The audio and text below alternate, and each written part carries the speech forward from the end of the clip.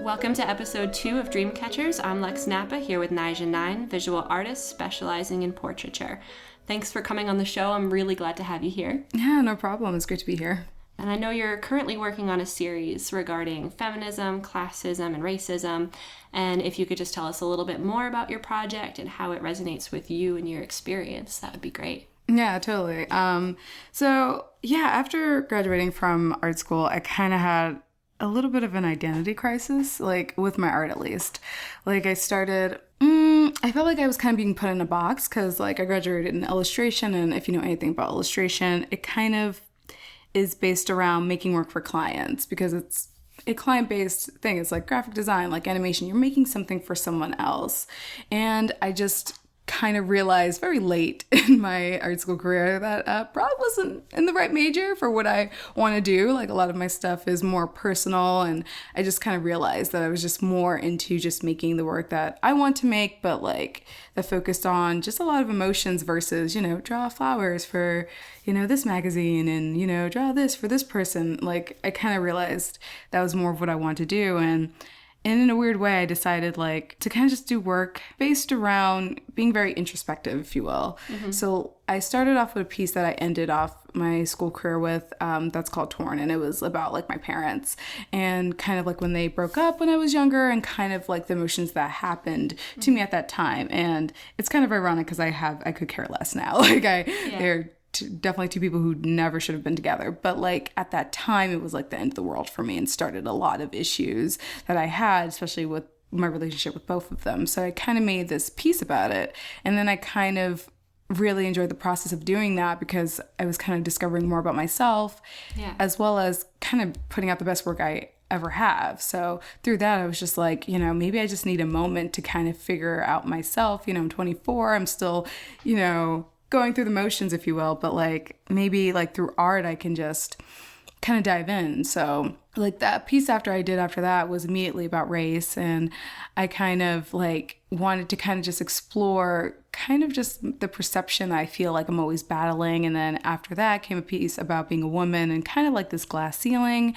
And after that, another piece came about just kind of being from, I'm originally from Roxbury, growing up, which is, considered very dangerous, a very terrible place to live. And now there's a piece about that. So it's kind of all these things that kind of just affect me as a person and who I am. I've just been kind of putting in my art, but also just pushing conceptually how far I can go with that, but also how I can just make the images as definitely unique, but also just as understanding for the person kind of seeing it. Because when I did the piece about my parents, a lot of people were telling me how I kind of hit the nail on the head for them if they've been through divorces and stuff like that. Because some of the floor panels were breaking through, the walls were kind of being ripped open, the couches in half. They were just that's how it feels. And I'm wow. Yeah. And I'm that's what I want to do, I want to kind of capture a lot of these feelings that are hard to really talk. I'm not a language person. I'm a visual person. I can only communicate the best through that. The irony of me being on this podcast. I can't communicate with words. I can draw. But yeah. So that's kind of how the series kind of started. And, there was some other ideas I was throwing around, more about other ones dealing with identity. And then there was another one dealing with sexuality. And some of them are kind of push and pull, because there's definitely kind of the ones that are really kind of grabbing more versus some of the other ones that are kind of being pushed back more just because, I don't know, I'm keeping it small. I think I'm going to keep it to 5 pieces. Oh yeah, there's one other piece about mental illness and about suicidal thoughts and stuff like that. So I've kind of just anything I could possibly conceptually put out there to kind of that feels right, I've just been creating. Yeah. So it sounds like you were in illustration at the beginning, but were feeling stymied from having to do work for everybody else. Yes. Or to be able to produce things for everybody else. Yeah. So you kind of, your passion and your dream is to make art in an emotional way that reaches other people. That's really about you and your identity, but not all about you because you're making it to resonate. Absolutely. It's more about me, my work kind of sparking a conversation or making connections. That's more of what I'm interested in because, I mean, I can sit in my studio like I do now and just do art for myself and just stare at it just all day. But that's not what its intention is for. It's like none of my work is intended to be with me for the rest of my life. Absolutely not. It's meant to go somewhere else but reach different audience, but also for me to talk to people. Like one of the pieces I'm doing, it's about like kind of that glass ceiling. It's specifically, I'll describe it a little bit, but it's a bunch of these women who are female identifying, femme-bodied women who are all in this space, but they're all dressed basically, and they also have white face on. So they're all, and most of them are women of color, and they're all kind of donning this kind of white man persona. And then the idea of that was just like, how does a woman kind of get to that level? You know what I mean? Like, how does she kind of achieve a lot of these things that a cishet white man is able to do without all the different boundaries. So it's like, even with that, it's like, I'm kind of wanting to have a conversation about that. I realize even making it, like, there's not really an opinion that I have of that, like, or whether, like, oh, you can, or this is ridiculous, or this is holding back. Like, there's so many ideas that's kind of going into it with no actual resolution. Like, there's no set message I'm sending, but I've been talking to it with people and realizing this is a conversation I want to have. And through creating it, and I have, like, with friends who've seen it, they, like, we've gone through like hours of conversations about it, because I don't know, that's what I want my work to do. I think that's great, because I'm gonna admit I don't know a lot about art. Words are my medium, so when I think about art, I often think about people telling you what to think or giving you something to think about. But what it sounds like you're doing is really having a conversation and thinking, I don't know the right answer, but let's talk about it, and your art really opens the door for that. Like, at least that's definitely like a goal. Like, I will say there has been times in my work, specifically in school, but like my thesis was about human trafficking, and there's kind of, the best thing that I got from that, because I got many people complimenting at me. People were like, oh, it's so emotional, so raw, like this and that. And then there's one person who was a sex worker who was just like, no. And I was just like, okay. And then she told me why. She was just like, she's like, because she specifically was a dominatrix. I was doing it specifically on human trafficking and women who were being forced into it. So, but she still felt, she's like, you could have been more raw though. Like, you could have pushed it more. I think you were being safe. I think you were making it too palpable for the audience. And I was just like, wow, like that's what I would have rather had, like 50 conversations like that than, all the people who were telling me how much they loved it and how much they thought it was amazing, or how they thought it was so raw, and like, oh, like, you're the only person who went somewhere serious. Like, I would have rather someone saying, actually, no, like, I feel like you could have done this or that, or, like, that is what I was more yearning for. Right.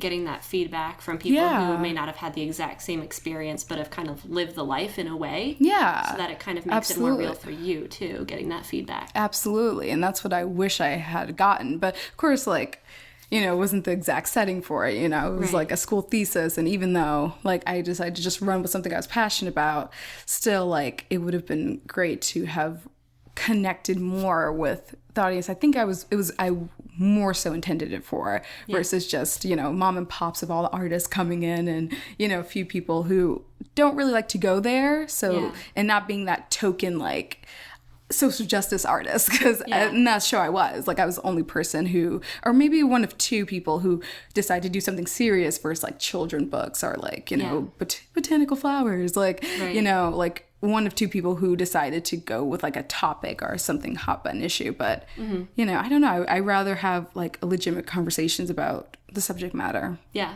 I feel like there's only so far you can go with flowers. And again, that might be me not knowing art.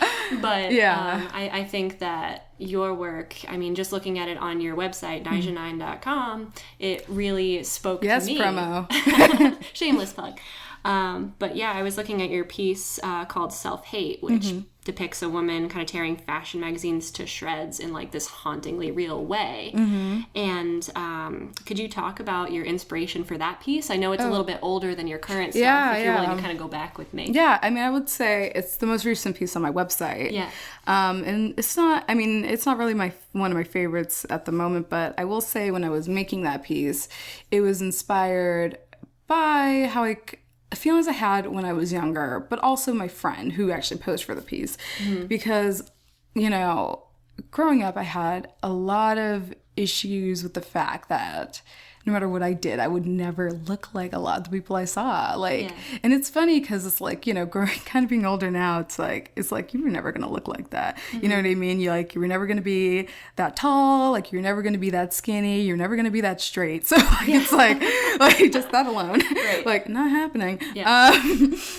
But like, I kind of just realized kind of this bombardment of these images and how it kind of shaped me. And the thing about art, I will say, is from shitty art to great art to amazing recognized art to work that's beautiful but fucking falls flat conceptually, work that blows your mind, work that doesn't. It says a lot about the person. Like, whatever you're making, it says a lot about you. And I really noticed when I first started drawing, none of my drawings really looked like me or looked like who I identified as, or you know, what I looked like, or the people around me. It looked nothing like that. Like the first few works I was doing, more in like high school, and I don't know. And I was talking to my friend, and like kind of this idea, like, you know, you have all these images of these just like ridiculously skinny women, you know, ridiculous chiseled like cheekbones, like, you know, absolutely beautiful, absolutely beautiful, but still this very particular image. And here she is, this Guatemalan beautiful woman, but she's also like not that weight, like she's short, like she has all these things that these magazines are saying is not beautiful,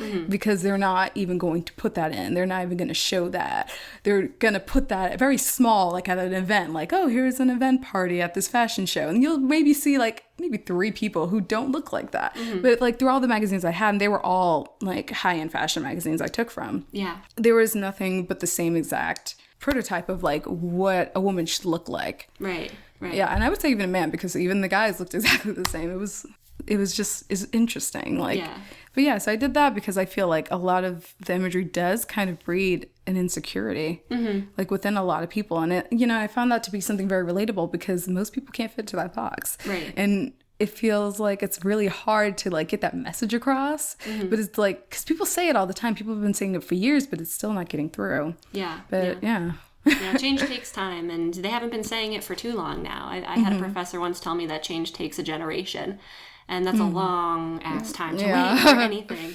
But kudos to you for putting that art out there, because when I saw it, it really made me think, and, you know, brought me back to like my high school days of thinking about, you know, media messages and everything like that. So speaking of high school, why don't you take me on back? Like, when did your love of art start? And like, what's kind of kept you going with it? Oh gosh, it's gonna be the stereotypical corner. I've been drawing since I was like 3.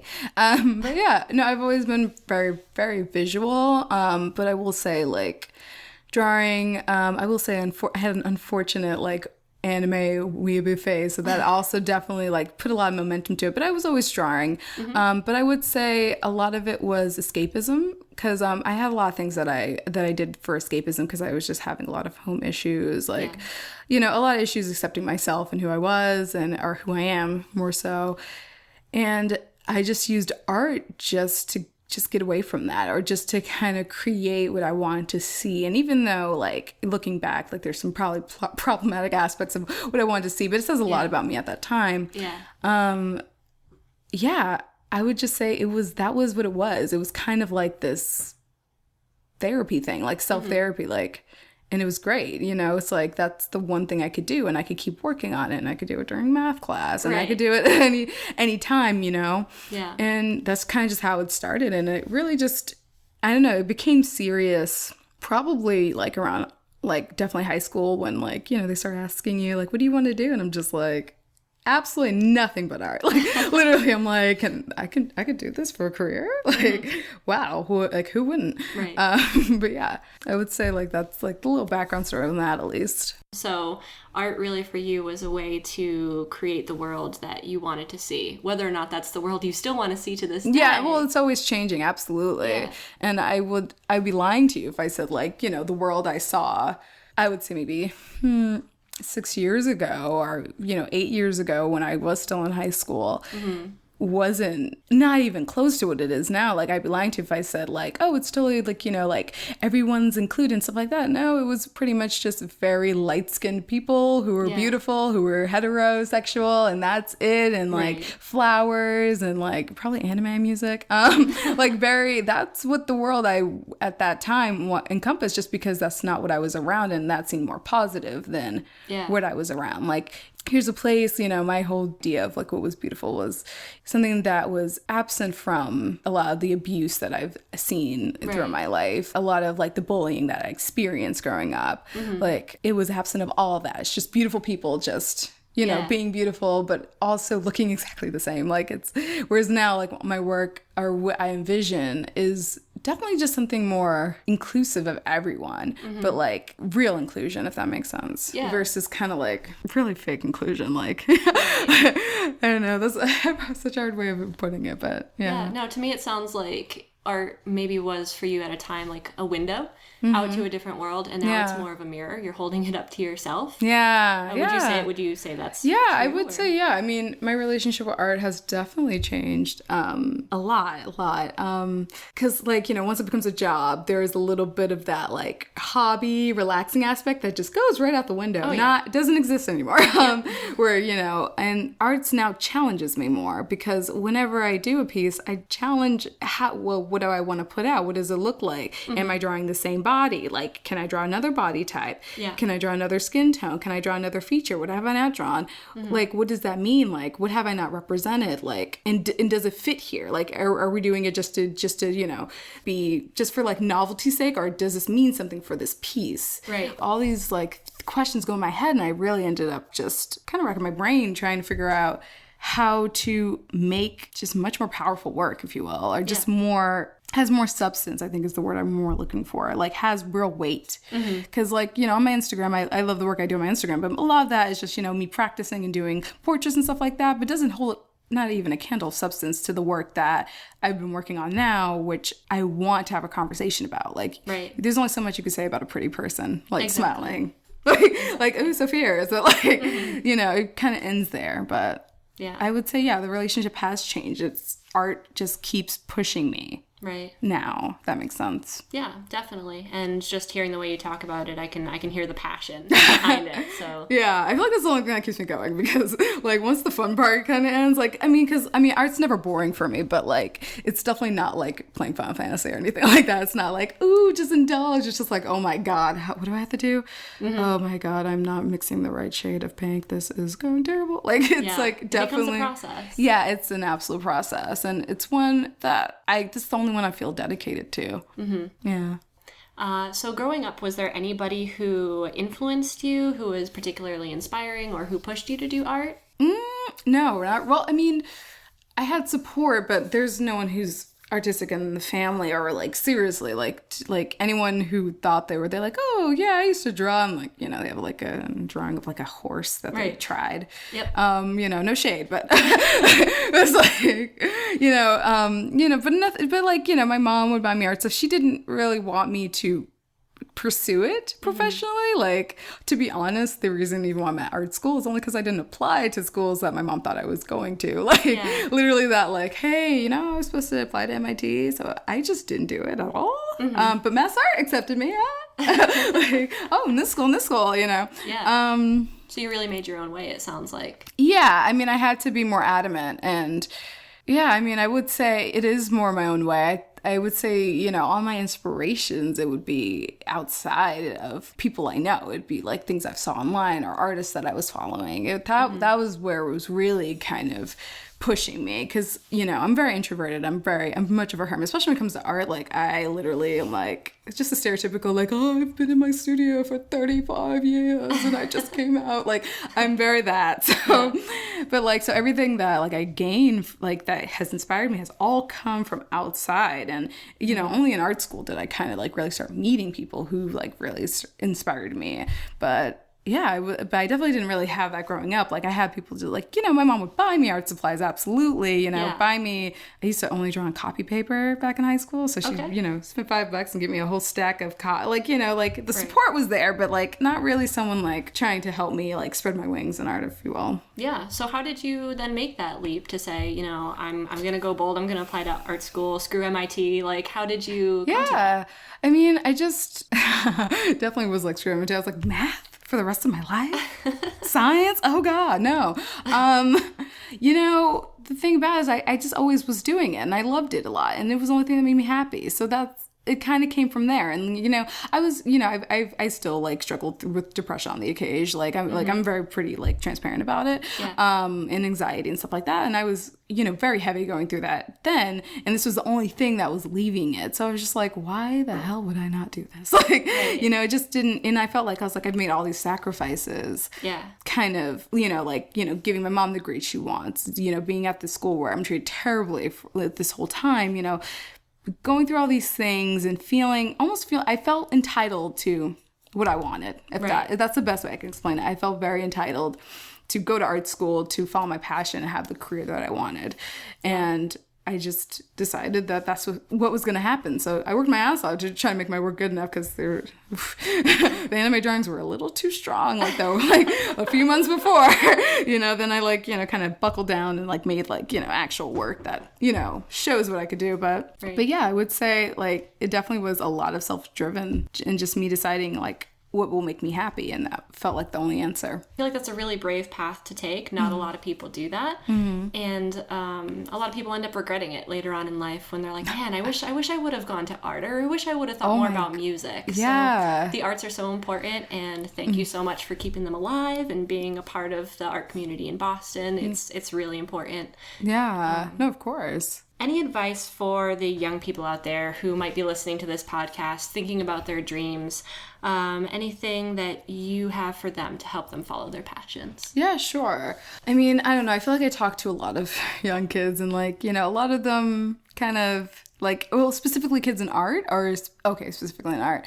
Well, here's the thing. I feel like you should go to an art school or follow that specific path, because you don't have to go to art school to be an artist. Absolutely not. Mm-hmm. That's one thing I learned very hard when I went to art school. I'm like, I literally did not have to do it, but I wanted to. Mm-hmm. So I don't regret going to art school because I wanted to gain a certain set of skills and I wanted that training because I wasn't getting it. Yeah. Like I had an art teacher in high school who was terrible and was not teaching art. So, who wasn't invested in me as an artist, who didn't care. Yeah. So I wanted to be in a place that was going to give me that formal training so that I could leap and, bloom into who I want to be. Right. If you are a person who's interested in that, then I definitely do suggest going to art school. I don't suggest you breaking your back for loans. Mm-hmm. So that's the only thing. I would say if you can afford to go to art school, like if you have parents or anything like that who can sponsor you, then sure, go wherever you can. But if you do need to be a little bit on the budget side, definitely look at options that are affordable but allow you to do that.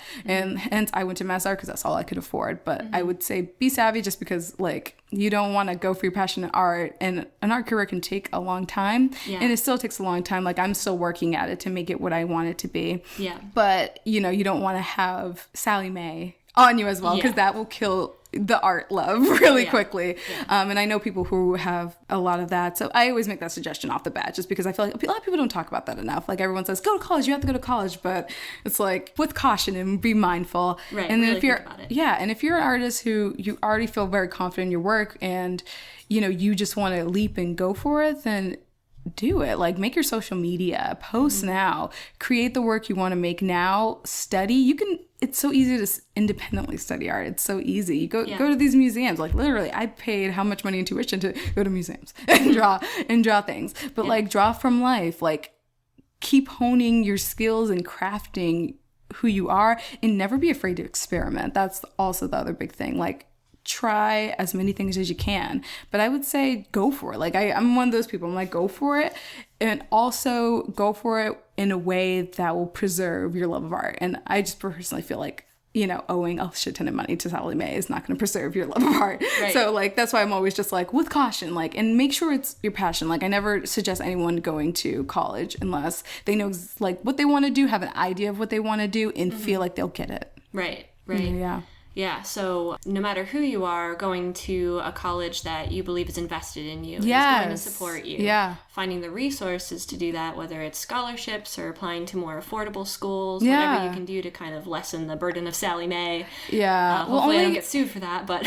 Yeah. Oh, so sorry. It was okay for me to say that. I say that just because, I know, like, I have a little bit of loans, but mine aren't too bad. Like, it's manageable. It's not killing my art spirit, but I do know someone who is, and they have so many private loans to the point where they have to work a full-time job that's not in the art field to pay off their art career that they wanted to have at the school. Like, it almost seems counterintuitive. Like, you put all your passion, all your money into the school, but now you have to get another job to actually afford that. Like, when do you make art? Right. So that's the only reason why I say, specifically with art, be very mindful, just because, with any major nowadays, like, the job market isn't the greatest. Like, you have to everyone has to be with caution, but with anything in the arts, I would definitely say try to just be a little bit more smarter about it, if that makes sense. Yeah, but it doesn't mean don't dive into it, but I'm just saying, like, if there is an option that's a little bit lesser of a blow, so just being smart about it. Yeah. Makes a lot of sense. Or just follow what you want to do, but just be warned, like, some, and also talk to people who are already in the school and ask those questions, because I didn't ask enough questions when I was going to different schools and learning about them. So I'm wondering if you have any exciting projects or events that we should be on the lookout for. I know you've been talking about your newer work. How might someone find that? I mean, well, the newer work is probably, I'm going to probably start posting it, but I don't know. I'm still deciding, because I'll be looking at some point for a gallery space to actually have that work. Okay. So right now that's still kind of up in the air, because I need to finish the work and then find the space. And I'm not too sure if I'm going to post it on social media, depending on what kind of arrangements I've made with the gallery. Right. But I don't know if this event will probably pass, but I am in a show that's coming next week. Okay. So, like, my work is going to be seen. It's it's a queer art show at the American Repertoire Theater in Harvard Square. Oh, nice. So yeah, my work is going to be there. It's a queer people of color show, so that's happening. And yeah, anywhere you see me, the greatest place to find any of my work is definitely my Instagram. I post as often as possible, but even if anyone wants to just contact me, talk to me, like, I am so open. Just reach out. All right, sounds good. Well, thanks so much, Naijah, for being here and sharing what you've been working on. So to check out Naijah's work, go to naijah9.com or follow on Instagram at naijah9. Before we go, I'd like to give a special thanks to Kirby, Lisa, and Tony, who all supported the Indiegogo campaign to keep the podcast running. If you'd like to learn more about how to support the show or just listen to more episodes, go to dreamcatcherspodcast.com. This has been an episode of Dreamcatchers. Thanks for listening, and remember to always keep dreaming.